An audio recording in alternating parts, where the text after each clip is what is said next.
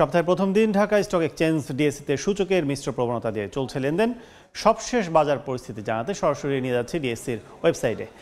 দর্শক, একটু যদি জানাই, সেটি হচ্ছে যে বিনিয়োগকারীদের উদ্দেশ্যে, সেটি হলো যে গত শেষ কার্যদিবস গত সপ্তাহের সেটি যদি আমরা দেখি, সেটি কিন্তু বলা চলে যে শুধু সরিয়া সূচক যেটি ডিএসইএস, সেটি কিন্তু 3 পয়েন্ট কমে, অর্থাৎ নিম্নমুখী প্রবণতায় কিন্তু শেষ হয়েছিল। বাকি ডিএসই 13 সেটি কিন্তু 7 পয়েন্ট ঊর্ধ্বমুখী ছিল, এবং ডিএসই এক্স সেটি কিন্তু ছিল 0 পয়েন্ট অবস্থানে। সেক্ষেত্রে সব কিছু মিলে যদি এই সপ্তাহের প্রথম কার্যদিবস যেহেতু রোববার, সেক্ষেত্রে প্রায় বলা চলে যে 45 মিনিট পাস হয়ে গেছে, প্রায় 1 ঘন্টা পাস হয়ে গেছে ডিএসই কার্যক্রমের।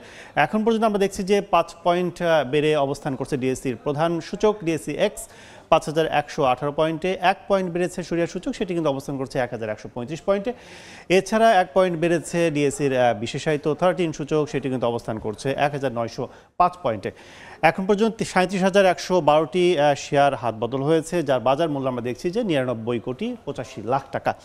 এছাড়া যদি বলি যে 160টি প্রতিষ্ঠানের শেয়ারের দর ঊর্ধ্বমুখী রয়েছে, এবং নিম্নমুখী অবস্থানে রয়েছে কিন্তু 135টি প্রতিষ্ঠানের শেয়ারের দর, এবং 83টি প্রতিষ্ঠানের শেয়ারের দর আমরা দেখছি যে অপরিবর্তিত অবস্থায় রয়েছে।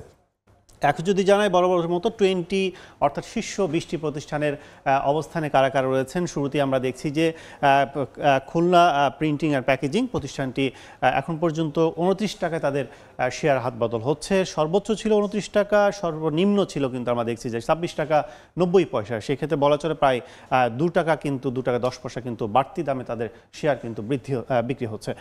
এছাড়া সেন্ট্রাল ফার্মা রয়েছে দ্বিতীয় অবস্থানে, ওষুধ কোম্পানির প্রতিষ্ঠানটির শেয়ারের দর অবস্থান করছে 12 টাকা 70 পয়সা। সর্বোচ্চ ছিল 12 টাকা 80 পয়সা, সর্বনিম্ন আমরা দেখছি 12 টাকা 40 পয়সা। সেই ক্ষেত্রে বলা চলে যে 30 পয়সার ব্যবধানে কিন্তু ঊর্ধ্বমুখী প্রবণতা কিন্তু এখন পর্যন্ত প্রতিষ্ঠানের শেয়ার দর রয়েছে।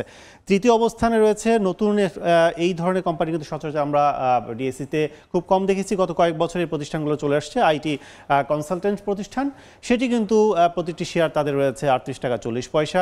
সর্বোচ্চ ছিল 39 টাকা 40 পয়সা, সর্বনিম্ন দেখছি আমরা 38 টাকা 40 পয়সা অবস্থান ছিল।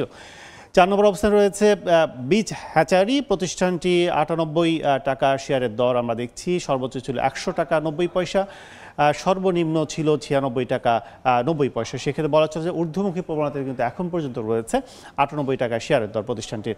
ব্র্যাক ব্যাংক 5 নম্বর অবস্থানে একটি আর্থিক প্রতিষ্ঠান, প্রতিষ্ঠানটি 51 টাকা 40 পয়সা তাদের শেয়ার বিক্রি এখন পর্যন্ত লেটস প্রায় আমরা দেখছি 52 টাকা 20 পয়সা রয়েছে সর্বোচ্চ।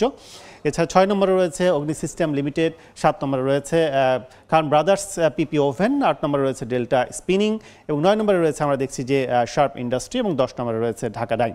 সেটা বলা চলে যে সূচকের যে টালমাটাল অবস্থা আমরা কিন্তু মাঝে মাঝে দেখি, কোনো সপ্তাহে শেষ নিম্নমুখী অবস্থায় কিন্তু শেষ হচ্ছে, কোনো সপ্তাহে আমরা দেখছি যে ঊর্ধ্বমুখী প্রবণতা শুরু করছে। তো এই অবস্থায় কিন্তু চলছে ডিএসইর এখন পর্যন্ত লেনদেন অবস্থা। এই ছিল ডিএসইর ওয়েবসাইটে।